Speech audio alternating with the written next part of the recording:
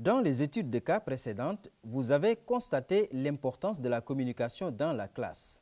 Nous allons maintenant exposer l'essentiel de ce qu'il faut savoir pour favoriser cette communication. Une partie introductive dégagera quelques généralités de l'expérience que chacun a de l'école.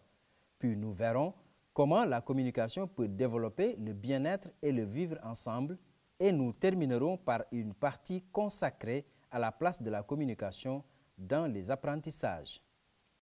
Les principes généraux de la communication en classe. Les acteurs de la communication en classe. La classe n'est pas un endroit où une personne parle en continu pendant que les autres écoutent. C'est un lieu où la parole circule, un lieu de communication fondé sur de nombreuses interactions entre les différents acteurs. Tantôt, l'enseignant s'adresse à un élève ou un groupe d'élèves. Tantôt, les élèves lui répondent individuellement ou au nom d'un petit groupe. Tantôt, ceux-ci communiquent entre eux au sein de binômes ou de petits groupes. Les échanges langagiers sont souvent doublés d'échanges non verbaux qui accompagnent, renforcent ou quelquefois remplacent les échanges verbaux. C'est par exemple l'enseignant qui mime une situation pour la faire comprendre ou qui met le doigt sur la bouche pour demander le silence.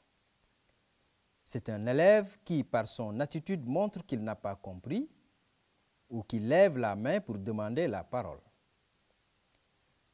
L'enjeu pour l'enseignant consiste à saisir toutes ces interactions, à les susciter quand c'est utile et dans tous les cas, à les prendre en compte. Les fonctions de la communication. Quoi qu'il en soit, cette communication a de multiples fonctions pour l'enseignant.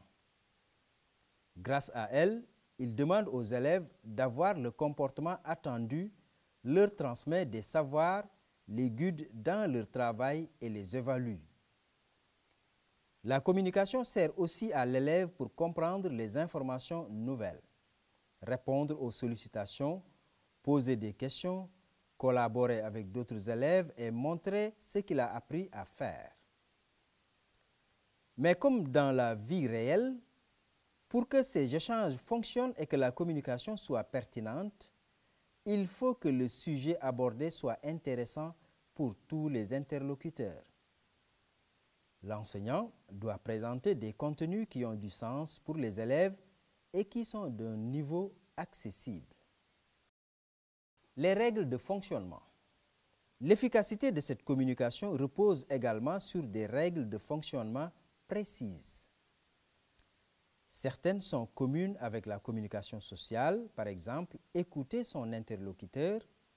D'autres sont propres à l'école, fixées par l'institution scolaire et sont redéfinies au sein de la classe. Par exemple, lever la main pour demander l'autorisation de parler.